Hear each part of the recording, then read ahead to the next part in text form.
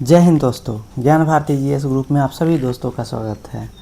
जैसे कि आप लोग जानते हैं कि टीडिया द्वारा एनसीईआरटी एमसीक्यू जो कि ऑल आउट के नाम से 7 का करवा चुके थे, उसके बाद आप लोगों के कहने पे हम लोग करवा रहे हैं, जिसमें कि क्लास 9th इससे पहले ऑलरेडी करवा चुके हैं, जो कि मैराथन वीडियो था। और अब चलते हैं क्लास 10th पे। क्लास 10th में करीब 155 के लगभग क्वेश्चन है, जो कि क्लास 10th का सिलेबस इस प्रकार है। इसका पहला चैप्टर हो जाएगा रासायनिक अभिक्रिया एवं समीकरण, दूसरा चैप्टर हो जाएगा क्षार और लवण, तीसरा चैप्टर हो जाएगा धातु और अधातु, चौथा चैप्टर हो जाएगा कार्बन तथा उसके यौगिक, पांचवा चैप्टर हो जाएगा जैव प्रक्रम, छठा चैप्टर हो जाएगा नियंत्रण एवं समन्वय, सातवां चैप्टर हो जाएगा जीव जनन कैसे होता है, आठवां चैप्टर अनुवांशिकता या जेनेटिक्स, नौवां चैप्टर हो जाएगा प्रकाश परावर्तन एवं अपवर्तन, उसके बाद 10वां चैप्टर हो जाएगा मानव नेत्र एवं रंग बिरंगी संसार, 11वां चैप्टर विद्युत, 12वां चैप्टर विद्युत धारा की चुंबकीय प्रभाव और 13वां और लास्ट चैप्टर हो जाएगा पर्यावरण। इसके तहत हम लोग इसका पहला चैप्टर जो कि रासायनिक अभिक्रिया एवं समीकरण है, जिसका कि हम लोग पहला क्वेश्चन इस पर देखेंगे, जो कि इस प्रकार है। क्वेश्चन नंबर 1 है, सफ़ेदी करने के 2 से 3 दिन बाद दीवारों पे चमक आ जाती है, क्यों? तो इसका मुख्य कारण है कैल्शियम कार्बोनेट। उदाहरण कुछ इस प्रकार है, बुझे हुए चूने की पिलायक का उपयोग दीवारों की सफ़ेदी करने के लिए किया जाता है, जिसे कैल्शियम डाइऑक्साइड वायु की उपस्थिति में कार्बन डाइऑक्साइड के साथ धीमी गति से अभिक्रिया करके दीवारों से कैल्शियम कार्बोनेट का एक पतली परत बना देता है और सफ़ेदी करने के 2 से 3 दिन बाद कैल्शियम कार्बोनेट का निर्माण हो जाता है। यह दीवार में चमक ला देता है या इसके कारण दीवार में चमक आ जाती है। रोचक बात तो ये है कि कैल्शियम कार्बोनेट संगमरमर का भी रासायनिक सूत्र है CaCO3। संगमरमर जो कि कैल्शियम कार्बोनेट का ही बना हुआ है, देखना है तो आगरा के ताजमहल में हम देख सकते हैं। और जितने भी संगमरमर उजला पत्थर आता है लगभग संगमरमर के ही तरह का होता है। उसके बाद क्वेश्चन नंबर 2 जो कि इस प्रकार है, ऊष्माक्षेपी अभिक्रिया का उदाहरण इनमें से कौन सा नहीं है?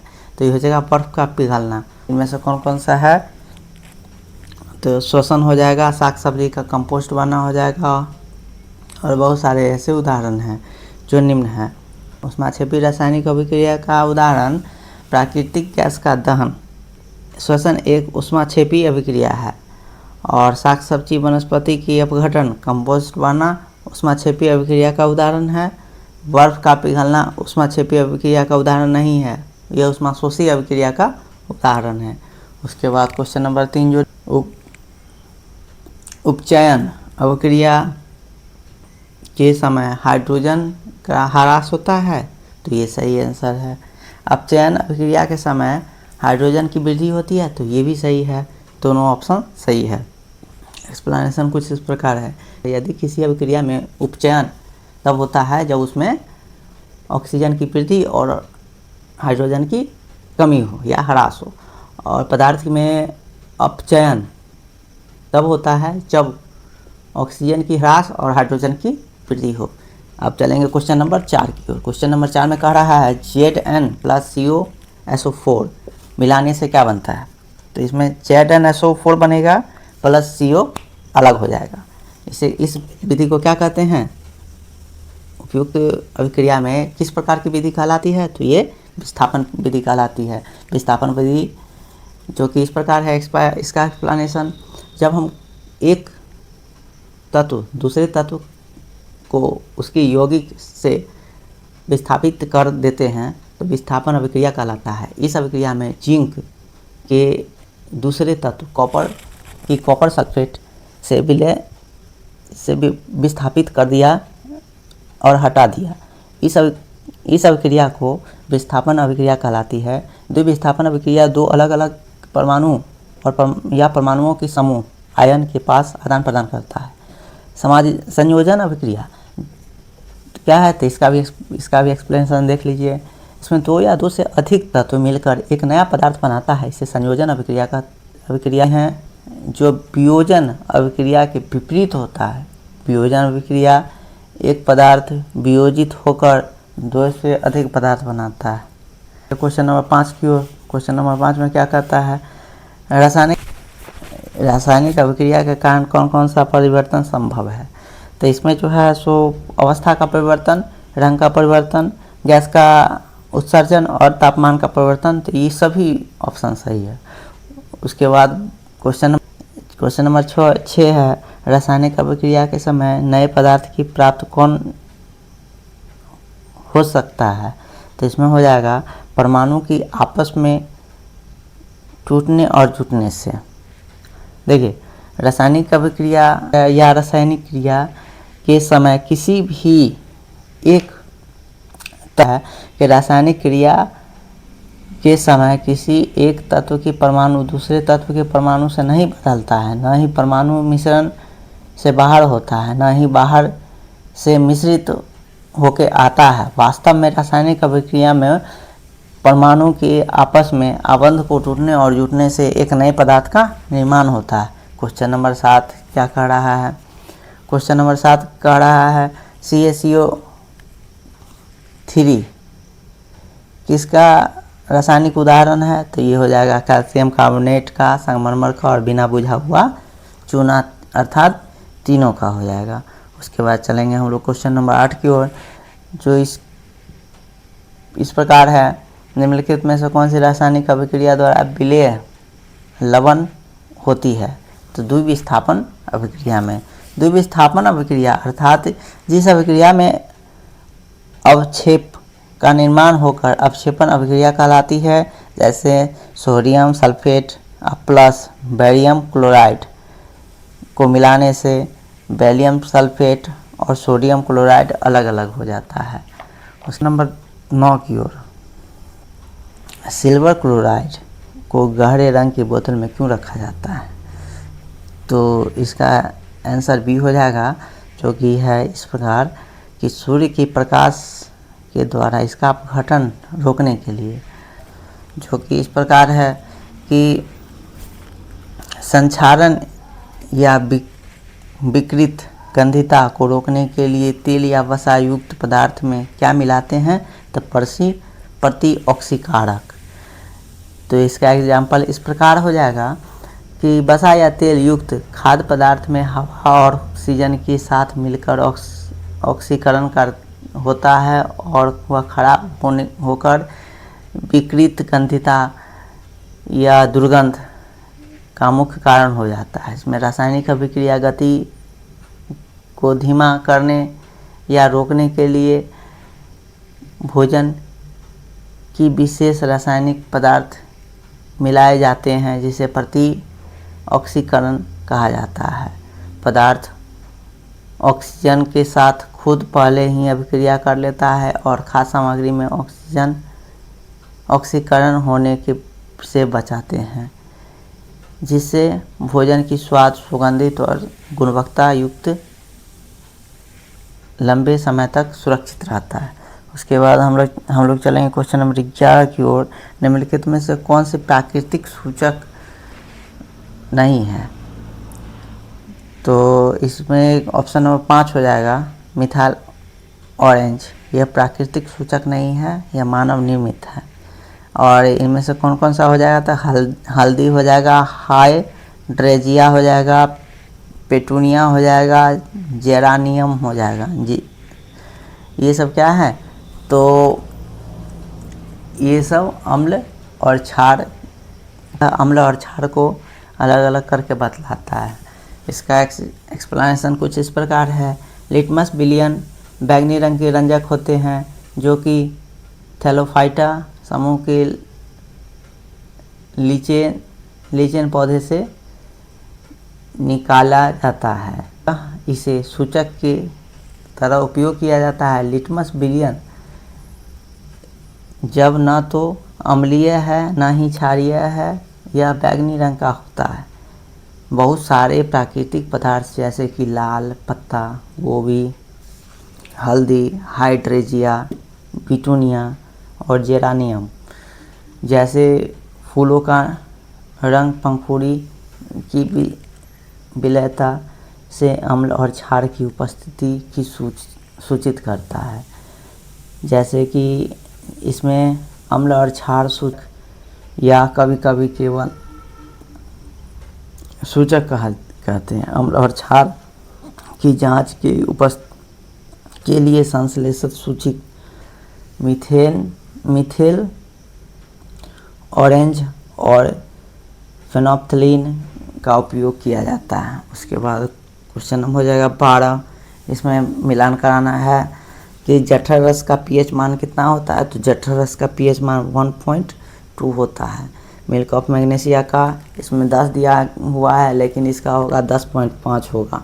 उसके बाद 12 नंबर हो जाएगा नींबू का रस का कितना होता है। तो 2.2 होता है। और सोडियम हाइड्रोक्स ऑक्साइड विलयन का होता है आपको 14, जो कि एक्सप्लेनेशन कुछ इस प्रकार है। किसी विलयन की उपस्थिति में हाइड्रोजन आयन की सांद्रता ज्ञात करने के लिए इसे स्केल विकसित किया गया है, जिसे पीएच स्केल कहते हैं। इस पीएच स्केल को पी सूचक होता है पुसार्स, जो कि जर्मन पदार्थ है। इसका अर्थ होता है शक्ति। और पीएच स्केल की सामान्यतः सर्वाधिक अम्लीयता चौको और जो शून्य होता है, 0 से 7 तक 7 से पहले 0 तक अम्लीय होगा और 7 के बाद जितना भी हो सब क्षारीय होगा। इसका खोज किसने किया था। तो सोरेनसन ने 1909 ईस्वी में किया था। उसके बाद हम लोग चलेंगे क्वेश्चन नंबर 13 कि हमारे शरीर का पीएच 7.0 से लेकर 7.8 पीएच परास का कार्य करता है। तो ये बिल्कुल सही है। उसके बाद चलेंगे हम लोग क्वेश्चन नंबर 14 की ओर कि प्रबल अम्ल, दुर्बल क्षार, अम्ल, लवण का पीएच होता है। तो ये होगा आपको 7 से कम होगा। इसका एक्सप्लेनेशन कुछ इस प्रकार है। प्रबल अम्ल और प्रबल क्षार का लवण पीएच का मान 7 होता है, लेकिन उदासीन होता है। जबकि प्रबल अम्ल और दुर्बल क्षार का पीएच वैल्यू 7 से कम होता है। ये अम्लीय होता है। प्रबल क्षारक और दुर्बल अम्ल का लवण पीएच का मान 7 से अधिक होता है। यह एक क्षारीय होता है। उसके बाद हम लोग चलेंगे क्वेश्चन नंबर 15 की ओर कि क्लोर क्षार अभिक्रिया से निर्मित उत्पादन है। तो सोडियम हाइड्रोक्साइड हो जाएगा। एक्सप्लेनेशन कुछ इस प्रकार है। सोडियम हाइड्रोक्साइड जो जलीय विलयन लवण जल की विद्युत प्रवाह करने से यह वियोजित होकर सोडियम हाइड्रोक्साइड उत्पन्न होता है।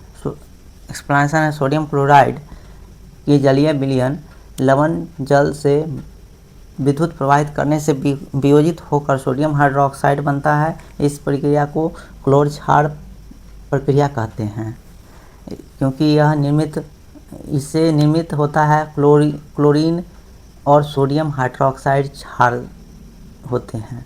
इसमें क्लोरीन गैस एनोड और हाइड्रोजन गैस कैथोड मुक्त करता है।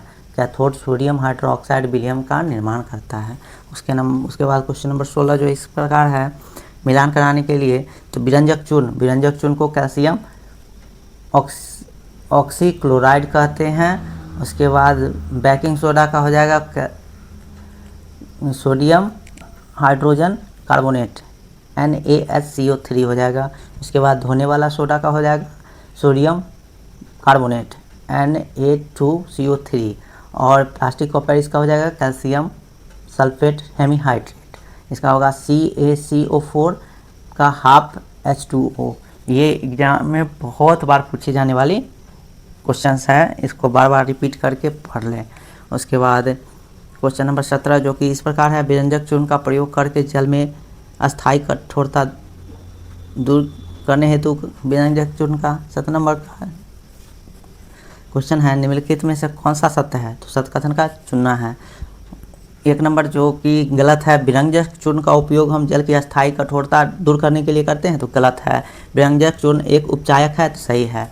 और 3 नंबर है कि बोरेक्स का उत्पादन से धोने की सोडा का उपयोग करते हैं, तो बिल्कुल सही है। बोरेक्स के उत्पादन में धोने की सोडा का उपयोग करते हैं, तो बिल्कुल सही है। उसके बाद एक्सप्लेनेशन कुछ इस प्रकार है, वस्त्र उद्योग में सूती और लेनिन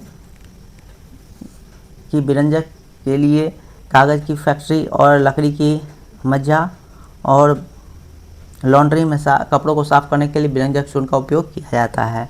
कई रासायनिक उद्योगों में उपचार के रूप में भी एवं पानी वाले जीवाणु को मुक्त करने के लिए भी इसका उपयोग किया जाता है। धोवन सोडा का उपयोग, सोडियम कार्बोनेट का उपयोग कांच, साबुन और कागज उद्योग में किया जाता है। इसका उपयोग बोरेक्स जैसे सोडियम यौगिक के उत्पादन में किया जाता है। सोडियम घरों के साफ सफाई के लिए किया जाता है और जल का अस्थायी कठोरता दूर करने के लिए भी इसका उपयोग किया जाता है।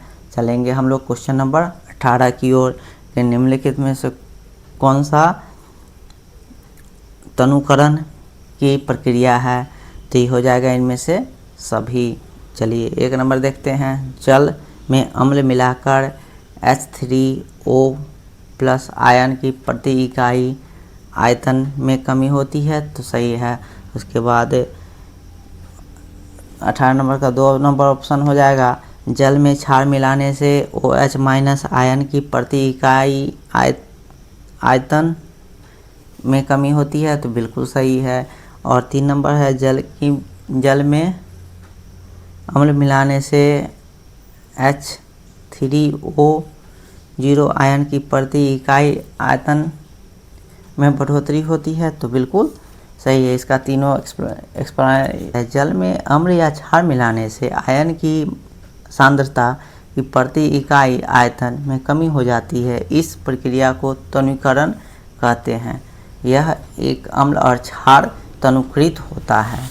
उसके बाद हम लोग चलेंगे क्वेश्चन नंबर 19 की ओर, जो इस प्रकार है कि pH मान दर्शाता है। तो pH मान दर्शाता है किस चीज़ को? तो बिलियन में उपस्थित हाइड्रोजन आयन की सांद्रता को। उसके बाद 2 नंबर ऑप्शन हो जाएगा, किसी घोल में अम्लीय या क्षारीय होने की मान को। और 3 नंबर हो जाएगा, अम्लों की रासायनिक गुणधर्म को। तो बिल्कुल सही है, तीनों का तीनों ऑप्शन सही है। इसका एक्सप्लेनेशन कुछ इस प्रकार है, किसी विलयन की उपस्थिति में हाइड्रोजन आयन की सांद्रता ज्ञात करने के लिए pH स्केल को विकसित किया गया है, जिसमें pH स्केल, जिसे pH स्केल कहते हैं। pH स्केल में पुशहस जो कि जर्मन शब्द है, इसका अर्थ होता है शक्ति। और pH स्केल 0 से लेके 14 तक होती है। 0 से 7 तक पर अधिक अम्लता, जैसे जैसे 7 से नीचे 0 जाएंगे, धीरे धीरे अम्लता बढ़ेगी। और हम लोग जैसे जैसे 7 से ऊपर 14 तक जाएंगे, वैसे वैसे इसकी क्षारीयता बढ़ेगी। और साधारणतः भाषा pH स्केल का संख्या के रूप में देखना चाहिए। यदि अम्लीय और क्षारीय को दर्शाता है, हाइड्रोजन आयन की सांद्रता जिसकी अधिक हो उसकी pH स्केल उतना ही कम होता है। उसके बाद चलेंगे क्वेश्चन नंबर 20 की ओर। अपच, क्वेश्चन नंबर 20 कुछ इस प्रकार है, अपच के उपचार के लिए निम्नलिखित में से किस औद्योगिक रूप में उपयोग करते हैं? तो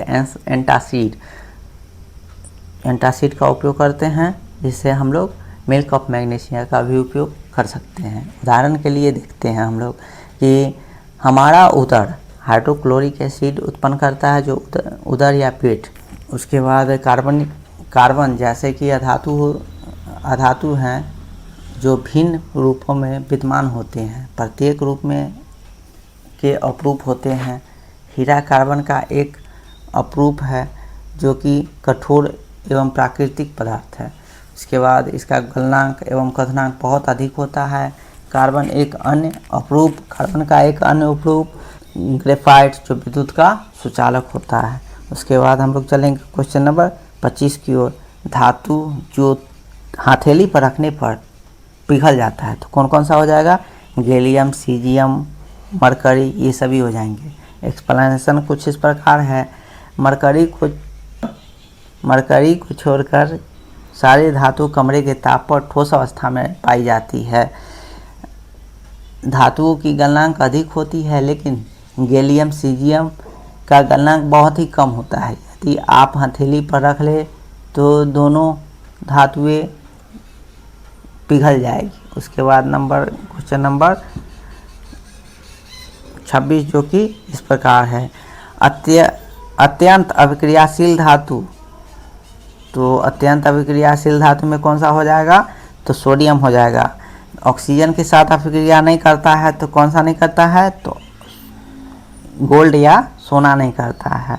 उसके बाद चलेंगे 3 नंबर ऑप्शन में है। जल के साथ कौन सा धातु अभिक्रिया करता है? तो पोटासियम ऑक्साइड। और उभयधर्मी ऑक्साइड कौन सा होता है? तो जिंक ऑक्साइड होगा। उसके बाद एक्सप्लेनेशन कुछ इस प्रकार है। एल्युमिनियम ऑक्साइड, जिंक ऑक्साइड जैसे धातु व्यवहार दोनों की तरफ प्रदर्शित करता है। ऐसे धातु ऑक्साइड जो कि अम्ल और क्षार दोनों की तरफ अभिक्रिया करता है, इसे लवण या जल प्रदान करने से उभयधर्मी ऑक्साइड कहलाते हैं। ऐसे धातु जो कि लवण, अम्ल और क्षारक दोनों से अभिक्रिया करके लवण या जल प्रदान करते हैं, उसे उभयधर्मी कहते हैं। अधिकांश धातु व अधातु जल में अघुलनशील होते हैं, लेकिन कुछ जल में घुलनशील क्षार प्रदान करते हैं। सोडियम ऑक्साइड और पोटासियम ऑक्साइड जल में घुलनशील धातु ऑक्साइड कहलाते हैं। सिल्वर और गोल्ड अत्यंत ताप और ऑक्सीजन के साथ अभिक्रिया नहीं करते हैं। पोटेशियम जो कि सोडियम जैसे कुछ धातुएं जैसी तेजी से अभिक्रिया कर घुलने में आग पकड़ लेता है और सुरक्षित रखने या आकस्मिक आग से रोकने के लिए केरोसिन तेल में डुबा के रखा जाता है। चलेंगे क्वेश्चन नंबर 27 जो कि निम्न प्रकार से है। इसमें बताना है कि एक्वारिजिया या अम्लराज के संदर्भ में कौन सा क्वेश्चन असत्य है? तो ये हो जाएगा असत्य ऑप्शन ये है। यह सांद्रण NO3 और तनु HCl की ताज़ा मिश्रण से बनता है, तो बिल्कुल गलत है। इसका सही ऑप्शन कुछ इस प्रकार है। सही आंसर HCl प्लस HNO3 के अनुपात 3:1 में होता है। यह प्रबल संक्षारक होता है और गोल्ड और प्लेटिनम को गलाने में समर्थ होता है। उसके बाद इसका एक्सप्लेनेशन कुछ इस प्रकार है। एक्वारिजिया जो रॉयल जल का लैटिन शब्द है। इसका कि 3:1 के अनुपात में सांद्र हाइड्रोक्लोरिक एसिड और सांद्र नाइट्रिक एसिड की ताज़ा मिश्रण होते हैं। दोनों में से किसी भी अम्ल की अकेले की यह क्षमता नहीं होती कि एक्वारिजिया की भवकता द्रव के साथ अम्ल संरक्षक होते हैं। यह अभिकारकों में से एक है जो कि गोल्ड या प्लेटिनम को गलाने में समर्थ होता है। जिसमें कि उसके बाद चलेंगे हम लोग क्वेश्चन नंबर 28 की ओर कि अभिक्रिया के आधार पर बढ़ते क्रम में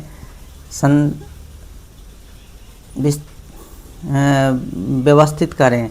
तो इसका हो जाएगा कि सोना सबसे कम अभिक्रियाशील होता है, उसके बाद कॉपर, उसके बाद आयरन और उसके बाद जिंक। तो अभिक्रिया के आधार पे आप लोग बताइएगा कमेंट में कि सबसे अभिक्रियाशील धातु कौन सा है और सबसे कम अभिक्रियाशील धातु कौन सा है। तो सबसे अधिक अभिक्रियाशील धातु के रूप में उपयोग करते हैं। सबसे पहले हो जाए पोटासियम, फिर सोडियम, फिर कैल्शियम, उसके बाद मैग्नीशियम और एल्युमिनियम, उसके बाद जिंक हो जाएंगे। और घटती हुई अभिक्रियाशील धातु में हो जाएंगे iron, lead, hydrogen, copper, mercury, gold, ये सिल्वर हो जाएंगे। और सबसे कम अभिक्रियाशील में सिल्वर और गोल्ड हो जाएगा। उसके बाद चलेंगे हम लोग क्वेश्चन नंबर 29 की ओर, जो कि इस प्रकार है। आयनिक यौगिक के संबंध में निम्नलिखित में से कौन सा कथन सही है? तो इसका सही ऑप्शन 1 हो जाएगा और 2 और 3 गलत है। ये हो जाएगा, ये अधातु धातु की रासायनिक स्थानांतरण द्वारा बनता है, तो बिल्कुल सही है, और वो 2 ऑप्शन गलत है। इसका एक्सप्लेनेशन कुछ इस प्रकार है।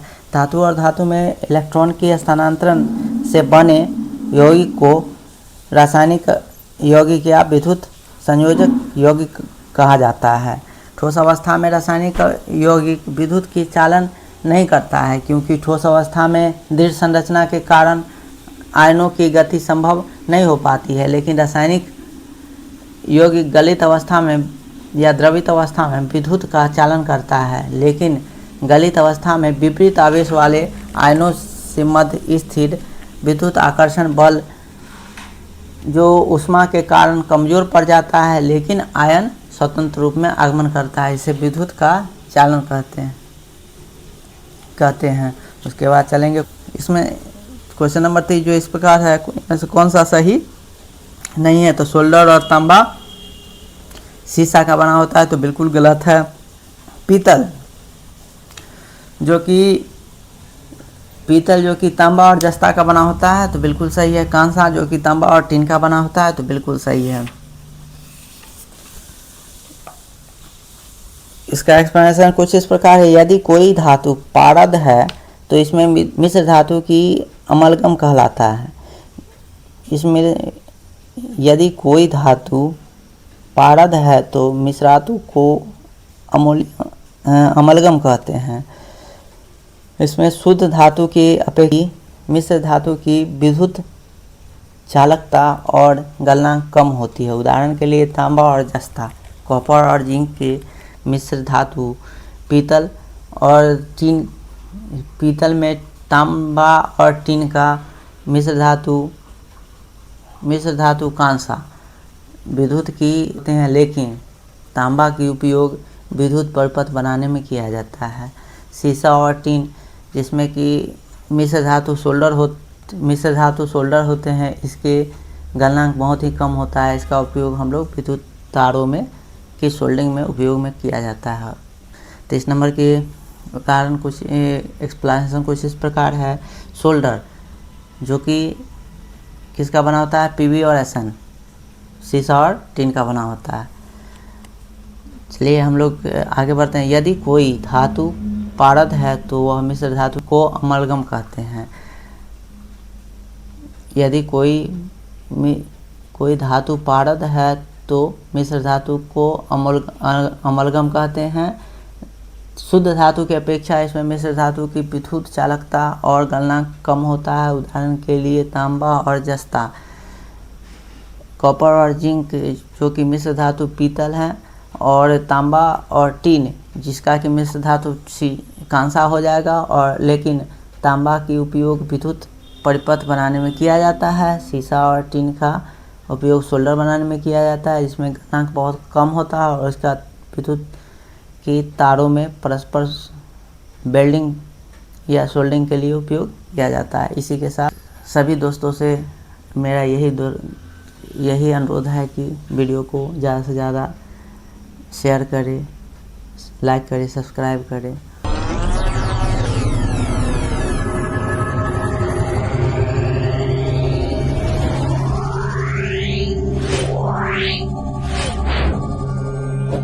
Wow.